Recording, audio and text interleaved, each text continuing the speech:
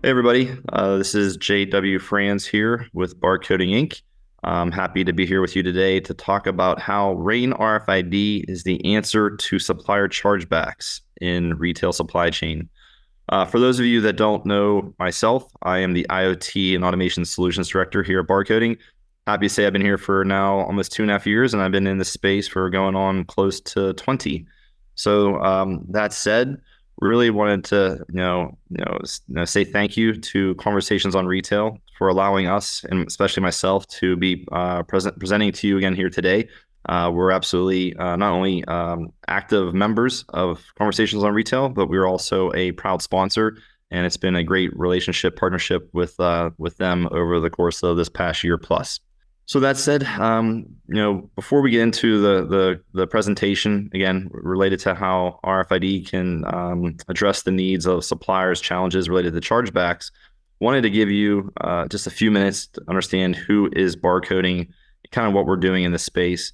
And once we do that, really just must focus more our time and energy around the customers that we're working with and the business challenges that they have, and how we believe that, again, how technologies like RAIN RFID can really solve those specific pain points in supply chain. And then lastly, just giving you some other insights to think of, and how potentially barcoding can help you out in similar challenges in your daily operation. So again, just coming back to understanding who is barcoding.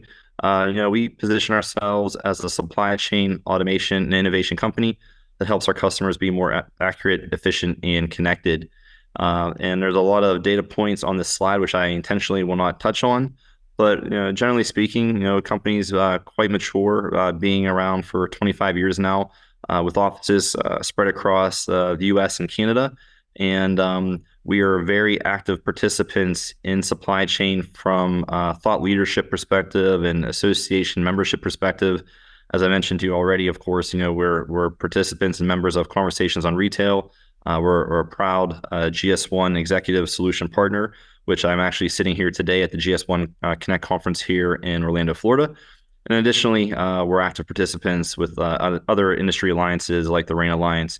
But that all said, barcoding is very focused in supply chain, delivering complete solutions to our customers, whether those solutions are around mobile solutions or end user enablement use cases, as well as getting into label and printing solutions, and really spending where most of my time is in the data capture and automation aspect of our business. So that all said, giving you some insights to where barcoding plays.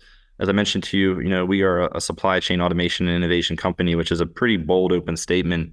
And the reason I say that is we have customers across supply chain, whether they be in the food space, in the automotive space, in the retail space, or even food.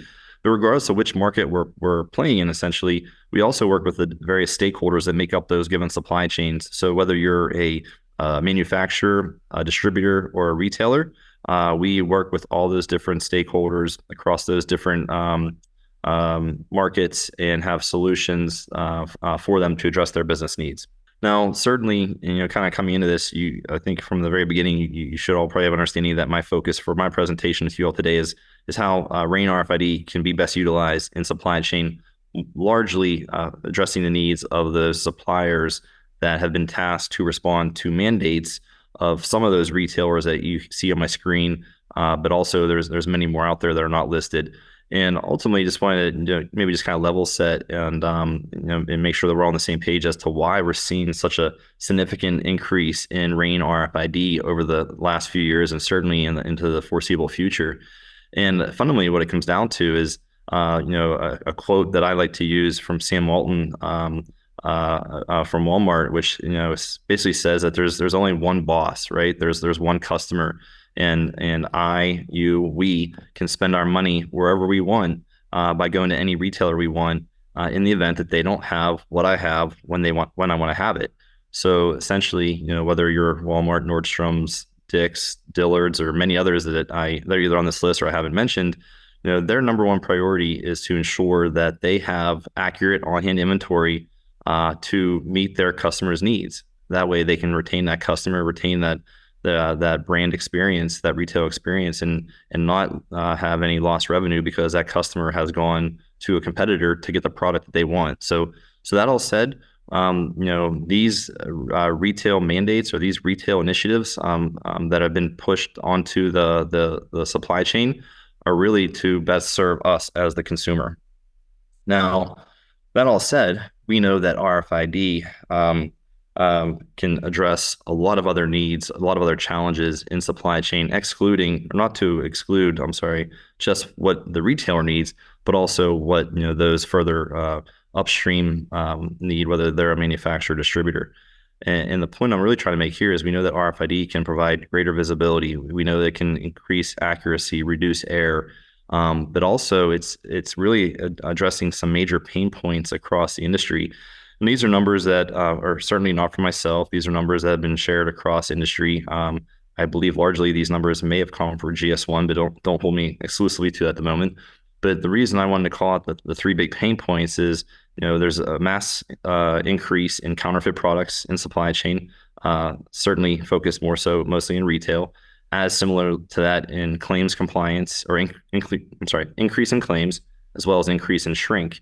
And again, coming back to the very beginning of my presentation, or the topic being how our RAIN RFID can specifically address challenges in claims compliance for those suppliers that are working with a given retailer. So that said, let's get a little bit more specific into the customers that we are working with.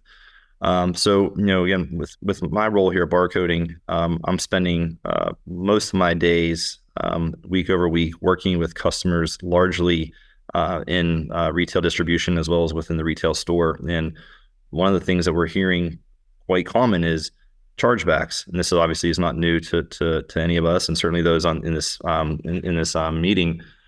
But chargebacks is certainly an area where it's been a problem for many years, and now it's actually becoming more complex when you start to add on this additional layer of compliance, which is now having to RFID tag items. So, chargebacks today, which are associated with missed shipments, can be at the case level, it can be at the item level, or it can be a combination of both. But then you add on the fact that now, per these mandates that are out there from a given retailer to a given supplier, and in these mandates, it's very clear in what's called these playbooks, which is essentially the instructions or marching orders for a given supplier to make sure that they're providing RFID tag product to a retailer in a specific way. In the event that a given supplier is not following what is outlined in these playbooks, and if RFID tags are not on product, that is an additional item to consider for these fees. So when I put in when I highlighted missing tags or wrongly encoded tags, that was because certainly if a item is not RFID tagged today, that's a pretty self-clear indicator of what that means. Is there's a item in a box and it doesn't have an RFID tag on it, and that needs to be corrected.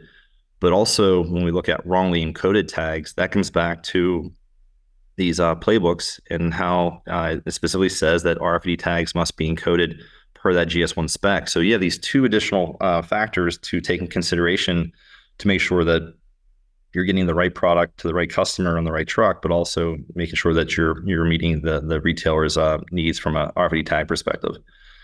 So when we talk about penalties, though, associated with this, working with a couple different customers specifically, like I said, I won't name their names, whether they're a wholesaler or a 3PL to a given retailer, based on their vendor relations, contract negotiations.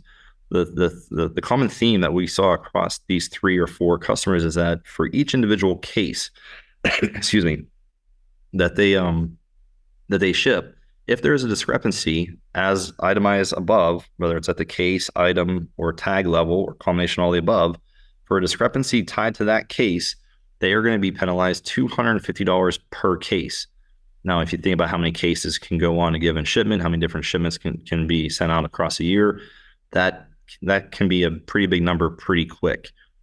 Additionally, per these contracts and negotiations, there's also going to be, what we're seeing is a fee per the individual item. So coming back to my T-shirt example, if a supplier is shipping a case of product to a given retailer, and in this example, they have say 2 missing items, they have one extra item, and then they have 1 item without an RFID tag. If I did the math correctly in my head, that is 5 additional items.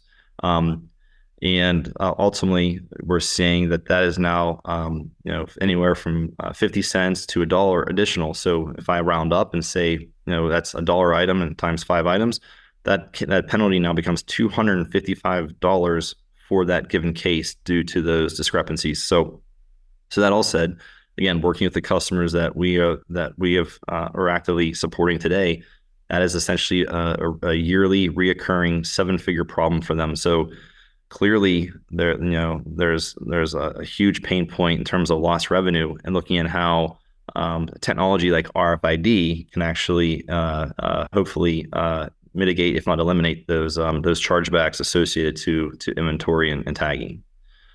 So again, the good news is there is a solution. It's my firm belief that RAIN RFID is that solution.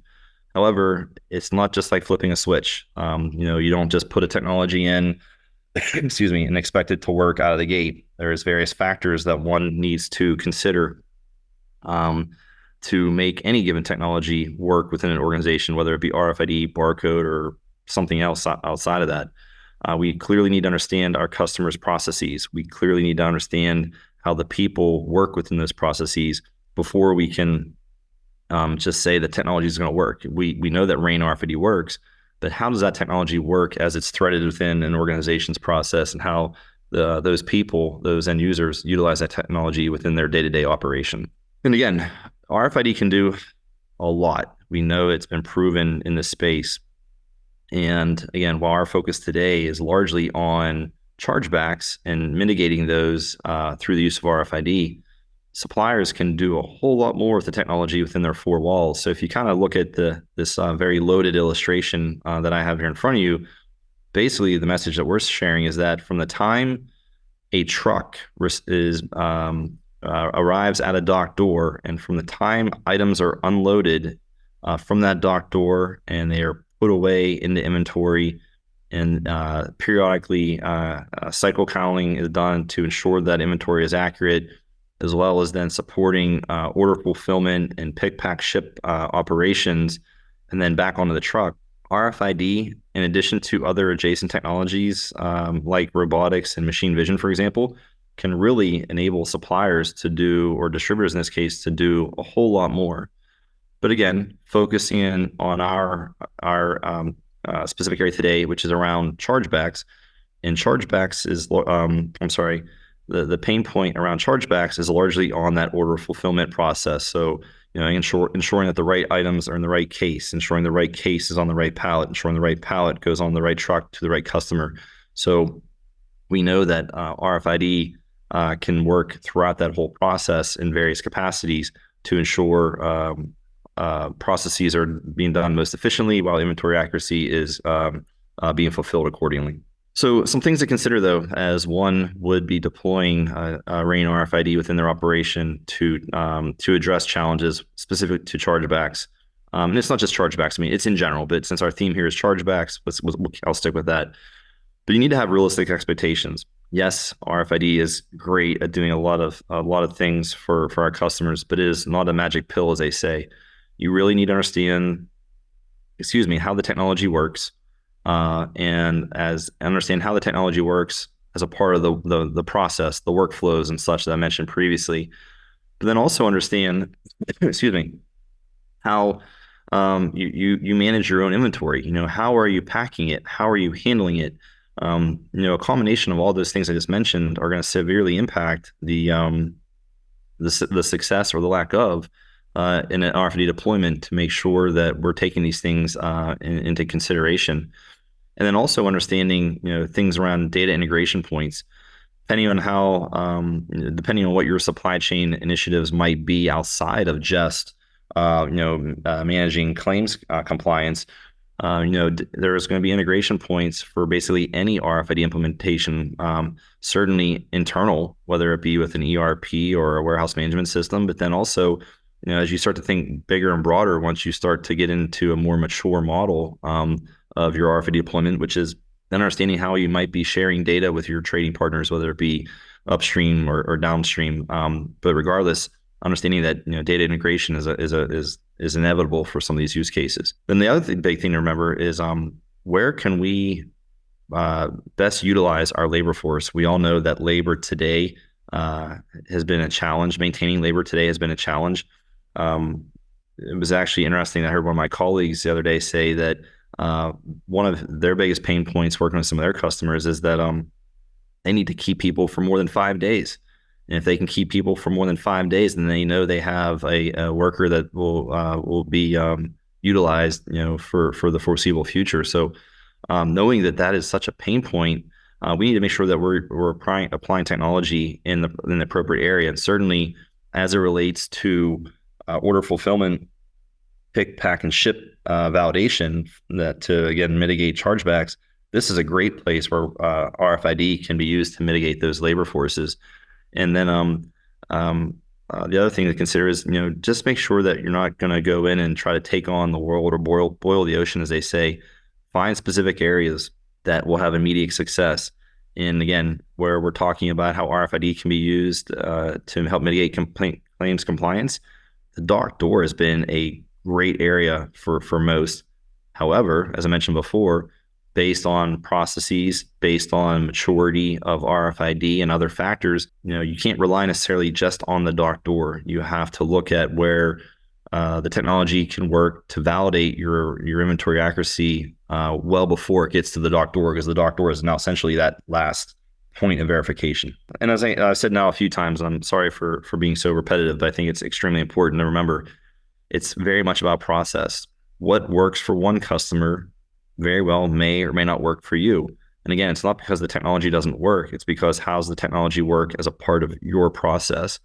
When we talk about automating the inbound and the outbound operation, which is largely comprised of dock doors, there's a lot more going on in between those two areas, and making sure that we give a serious consideration to how the technology fits within that operation. And I say that specifically because we know there's more than one approach, and this is for a wide variety of reasons. I've used the example now a few times, dock door portals, which you can see on the right-hand side of my screen, which again has probably been one of the most common uses of RFID in supply chain and in areas like distribution. But again, if you go back to the beginning of my presentation, we talked about the mass increase of RFID tags usage across the market because of just sheer adoption. When you start to add on complexities with having a lot more RFID tags in your environment, and you're tagging a whole lot more product than you ever had before, because those products might be a part of a given mandate or some other reason, you inevitably now have to really look at what is going to be most realistically deployed to ensure success of that deployment, because it's not just about reading the products that you want to read when you want to read them. It's also about not reading things that you don't want to read when you're trying to read other stuff. So, in my example here, which is just a lot of different pictures about giving an illustration to how we've worked with other customers, it could be a combination of all these or some subset of. Whether it be utilizing RFID handhelds for a specific purpose, or RFID-enabled tables like you see in the upper left-hand corner that can support maybe picking, packing operations or QA inspection. Also looking at where you have to do various aggregation points to validate that the right items have gone into the right case, and then from the right case, they go into the right pallet. So in the example here, you see a pallet wrapper where items have been put on a case, and we're now aggregating that pallet build. So, as we go through the process, we now have confirmed that the right item has been in the right case. Now we're validating the right case is on the right pallet. But then in other areas, and then we'll validate that pallet has gone onto the right truck out the dock door. But then in other areas, maybe pallet wrappers don't work, and for other processes, we're seeing a huge increase in automated conveyor systems. So whether it's using an open tunnel like you see here in the top center of my screen, or you're using more of an automated, fully automated enclosed tunnel, automating conveyor systems to use RFID to now do item case validation is becoming quite important to support this adoption I'm talking about. Then the other thing that we're starting to see, and something that Barcoding also offers through its partner ecosystem, is basically what we're calling now as RFID-enabled boxes or chambers, which is illustrated down here below. So, which I think is really compelling, because now you have a chamber which functions very similar to a tunnel, but having the ability to put this on wheels and make it mobile. So when you start to look at, a solution that can be very cost effective and mobile, you now can have something cost effective, mobile, and extremely accurate. That way you can move it across your facility to maybe different packing lines and make sure that the right items are in the right box, and then have it done in a very effective way. So as I continue to ramble here, and I apologize for that, the key theme is that there's a lot of different ways one can deploy and architect a solution that will specifically address their needs to mitigate the lost revenue as it relates to chargebacks. And the end result can be quite compelling. Certainly automated processes, as we mentioned, repurposed labor, reprioritization of labor, to help that labor force do something that's more fulfilling. Certainly having, better inventory accuracy, hopefully near 100%. Obviously, our message has been, significantly reducing chargebacks, if not eliminating chargebacks, as you continue to see the technology mature and be optimized. And I think one of the great things is the ROI. And the customers that we're working with right now, as I mentioned, one customer, again, can't name names, they are seeing such a challenge with chargeback fees that, based on the solution that we've presented to them, they were actually looking to achieve ROI in less than a year. And frankly, it was just a few months, but I didn't want to be overly aggressive. So, but yeah, ROI models can be quite impressive if you architect the solution most appropriately within your environment, within your process, to address these challenges like we're talking about. So with that all said, let us help you. We know that this is a problem for many. It's been a challenge that is getting a lot of attention from providers like myself and solution providers like Barcoding Inc. I'm sorry. Here, as I sit here at GS1 Connect, as I mentioned to you all, this was largely a topic, supply chain visibility and having means to mitigate chargebacks as it relates to customer relations. So that all said, we have a facility in outside of Seattle, in a town called Woodinville.